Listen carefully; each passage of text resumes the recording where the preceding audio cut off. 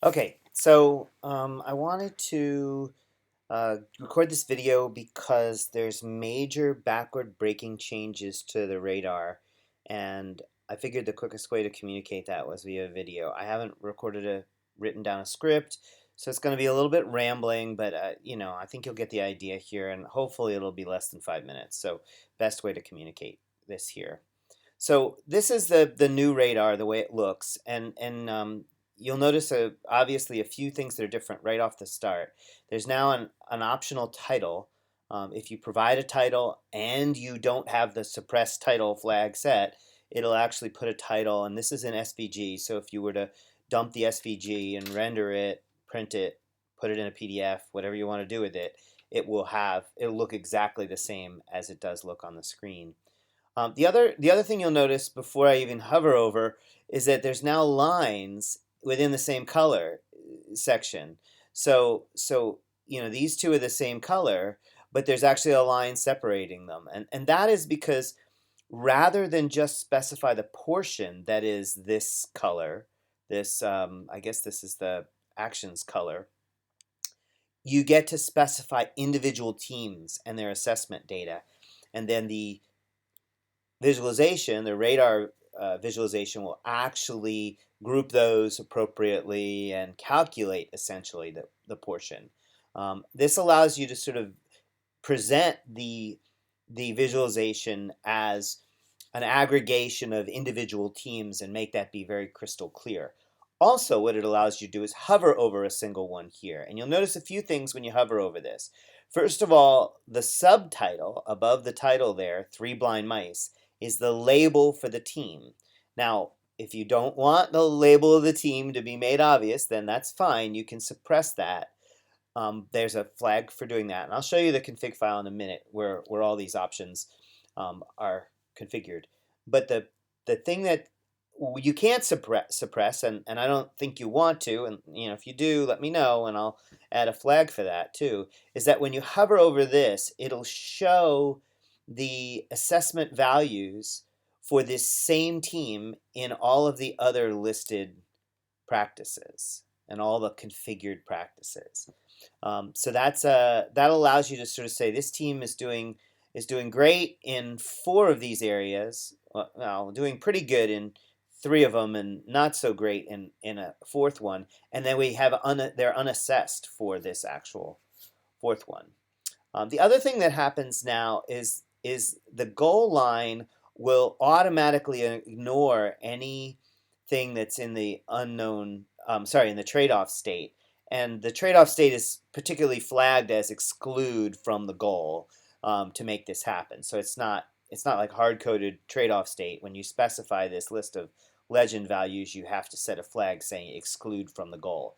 These have to be at the end of the legend in order for this to work. Otherwise, because the legend is the order from center to outside that these show up in. So um, uh, previously we were calculating that and sending it down with the portion values, just like we had to calculate the portion values. Now you no longer have to do either of those two things. So that's sort of the biggest differences on the visualization itself.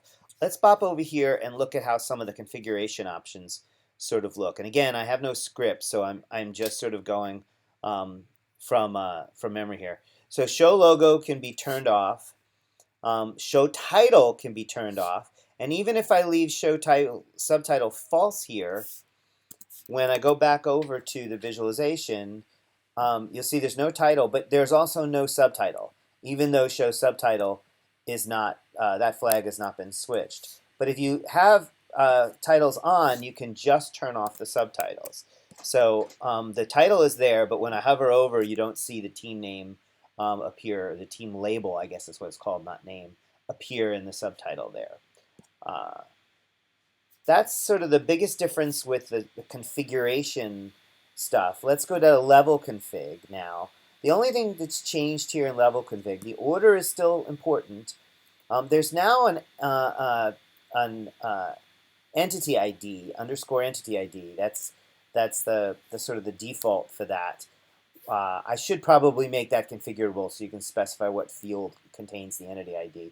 So let me know if you want that, and I can make that happen. That's what I use for the Luminize based code that this is driven by.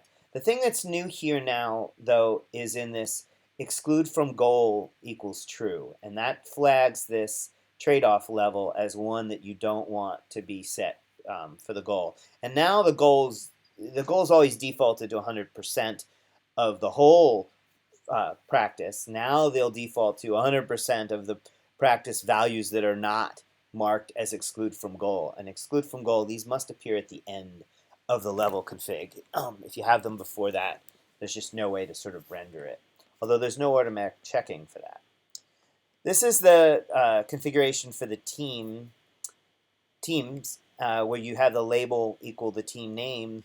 Again, I've hard-coded to underscore entity ID, and that may or may not be what you want. So if that's configurable, we can make that configurable if you want to just dump down in your existing format that you already have. You cannot use ID in a temporal data model consumption of this. And everyone I know of who's using this right now is actually using a temporal data model. You have to use entity ID. So the next set of data here is the assessment data, the raw assessment data. This team ID is a foreign key to this entity ID. And I show it here with sort of human readable strings, but if this is a GUID, that's fine. And practice ID is a foreign key to the practices, although you don't have to specify the practices separately, they're still part of the discipline configuration, although now there's an entity ID that's been added to the practice list. But you can still keep the configuration formatted the same as it was before with disciplines, although there's no longer a levels subfield and there's no longer portions because you send the raw assessment data down to the visualization and it does the appropriate group bys.